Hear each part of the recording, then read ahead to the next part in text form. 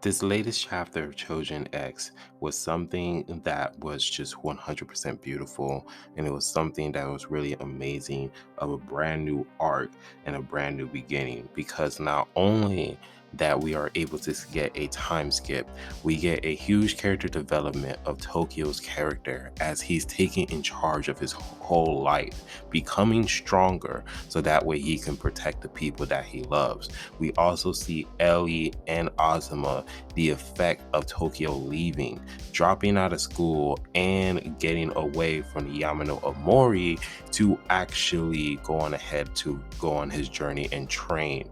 And that was just a huge effect. But also as well, we get to see old characters that we haven't saw before, like the Stinker Chojin, and we get to see the effects of what happened at the battle of the Omega Tower, like the effects of what happened, and we get to see how other characters are going to be. But seeing Tokyo training with Simon, being at a new location, a dangerous location, was just 100% like amazing. And seeing that ending, seeing how Tokyo's back has full of scars and muscles, you can just tell that Tokyo is mastering his beast personification Chojin ability. And chapter 35 is a brand new beginning as we see Ellie and Azuma going from high schoolers to actual beginning adults, and Ellie as well, because I think she's in middle school or she's part of like the high school beginning grade or something else like that, because but they're pretty much an adult at this moment as they are embracing their brand new roles into adulthood as Trojans to go on ahead and cause good for the whole community. And now we started off in the beginning of this chapter actually, as we saw that Tokyo, he finally made his decision to actually drop out of school due to the fact of the events of what's going down, because of everything that he has learned from the Omega Tower and all of the events of what happened to his friends and the Dark Calamity and him being the Beast of Salvation. All of this is ran through his head, and he decided that, you know what, this ain't the time to worry about having an ordinary life, like just being a Trojan and honestly just going to school and have like a regular job. He decided that, you know what, I'm quitting school, I'm quitting all of this. And so he tells his sister, and his sister goes on ahead and tells her like how much of a sacrifice they did to pay for his tuition. And Tokyo was just like, you know what, I'll pay you back. But the sister was just like, you know what, you can just take your break and everything else. And it seems as if that his dad is also very supportive of Tokyo's decision on wanting to quit school, because we get an awesome moment of Tokyo and his dad relationship. And this is kind of like the first time we actually see Tokyo bonding with his father, which is actually very beautiful.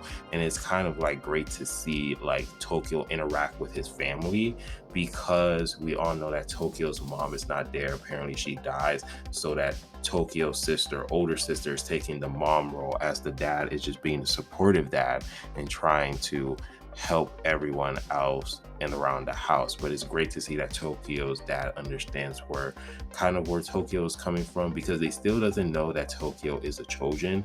But I think that the note that Tokyo left for his sister probably tells her that she probably knows that Tokyo's a Trojan, and that he is just gone for like not only just for a few months but probably for years, and that this is not a phase. So her seeing that letter and knowing that Tokyo is going to be gone for a while, it was just a great moment in character development of Tokyo having an interaction with his family, because we don't really see that much often. But I did like about this chapter is that Tokyo still withhold that ability to able to talk to birds, because that's how the beginning started of this chapter. And that was a really funny thing, because that always made me laugh, because when as soon as Tokyo got his vulture powers, he was able to talk to birds. And I thought that concept was going to be like forgotten, but they still keep it going, because Tokyo was talking to birds before he even tells his family that he was going to drop out of school. But we go ahead and we see Tokyo interact with Shirazaki, the sinker Trojan, the one that he saved. And they're both talking about life and everything, and probably what Shirazaki wants, because Shirazaki, he just wants to have a normal life, an ordinary life and everything. But he goes on ahead and he wished Tokyo the best of luck, just due to the fact of what he's going to do on his journey, because he heard that Tokyo is pretty much is just dipping out of school, and he's just like, bro, you only have like a year and a half left. And we see Chouzaki and Tokyo, they were just hanging out for like the whole day playing catch and baseball, talking about life, which was really great to see Chouzaki in this chapter, because we all know that Shirazaki, he wasn't really cool with everyone in the Yamano Mori, and it's great to see him that he's being cool with Tokyo, especially like, you know, how the fact that Tokyo did save him and everything else.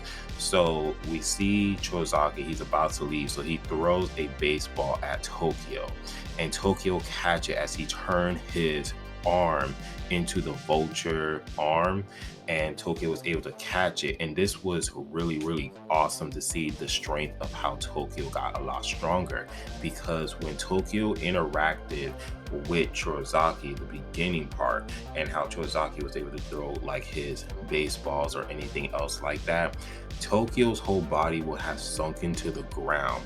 But the fact that Tokyo was able to catch the ball and not sink to the ground, and only like the crack of the floor was just only like just cracking and just like big, but Tokyo still stand tall, it just showcased how strong Tokyo has gotten.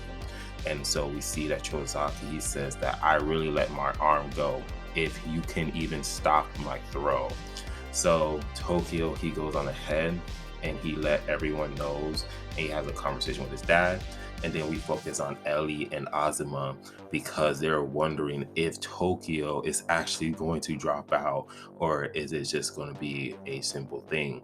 And so Azuma, he just like, I don't even know who Tokyo is, because Ellie, you've been hanging out with him a lot longer, so you should know.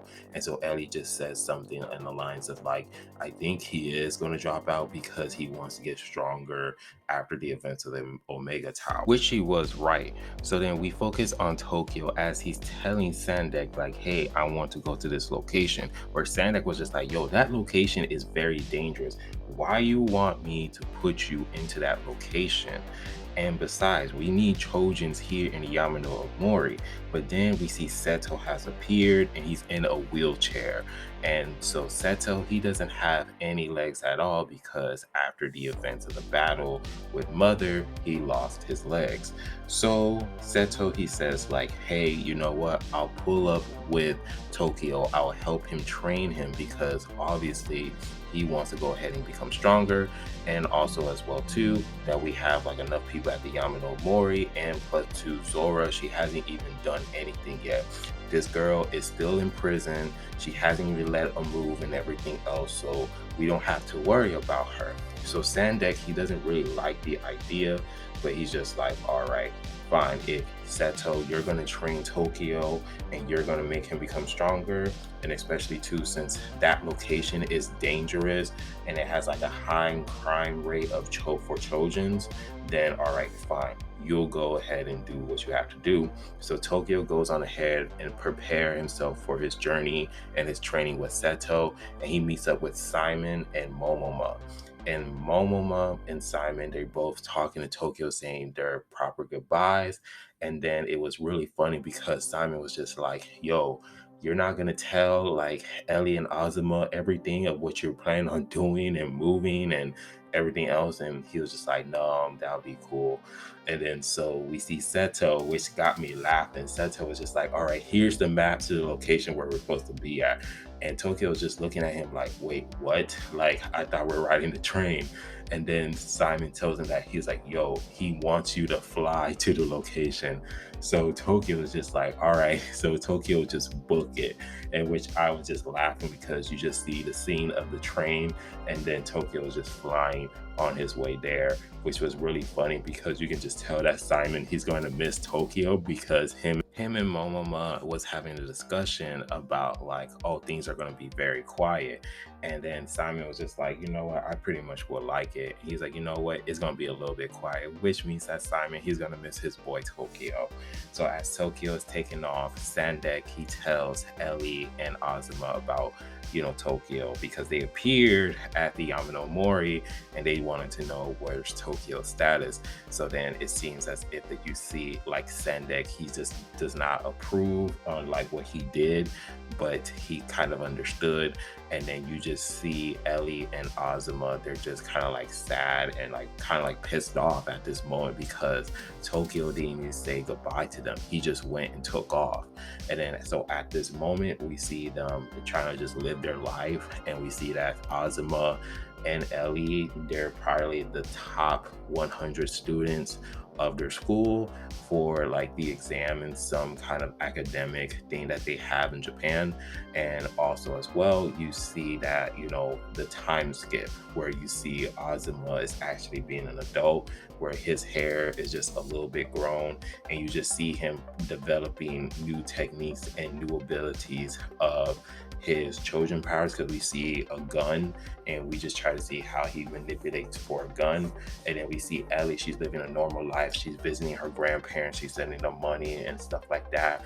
And the other part of the time skip, we are able to see how Ellie and Azuma, they're part of the Yamano Mori people of the Choujins who just invade and not invade, but operate and patrol bad Trojans, because we see them having like the badge and everything else and the uniforms, and that was pretty cool. And then the ending of the sequence, we see Tokyo as he has like gotten like kind of like a little bit buffer, and in a way, because we see the back muscle, but we also see like the scars in his back and everything, and how the eagles are like falling into him, like laying on him. But also as well, we see like just the back of Tokyo as he's mastering his Trojan powers and he's becoming stronger, and we just see him on top of the mountain. And that's just pretty much it. Like, it seems as if that Tokyo, he spent a lot of time and a lot of method on becoming stronger, and the training that Seto had set him was really great. But man, I can't wait for the new arc to explore and seeing the interactions, how Tokyo got like a lot stronger and what abilities he's able to do, because we know that Tokyo, he just cannot keep going to his chaotic state, because if he continues going on his chaotic state as a Choujin, he'll lose sight of his humanity and his whole mental state. So the fact that he's getting stronger and the person who's training him is Seto is 100% awesome. But also as well too, seeing how Ellie and Azuma, how they're continuing on with their lives, they're becoming stronger, and also as well like seeing how their life is going to be, especially after this time skip, is going to be amazing. So I'm just excited to see what's going to happen this next new arc, and we kind of see more worlds develop in the Trojan X because of the location where Tokyo is.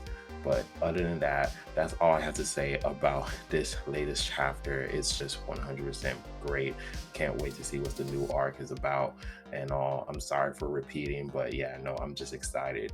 But let me know down in the comment section how you guys feel about this chapter, what you guys are excited of, and all that stuff and theories. But other than that, if you guys do like the video, please give it a like, subscribe, and remember, always be decent. This is the Monotone Man, and hope you guys have a wonderful day and be safe out here. Peace.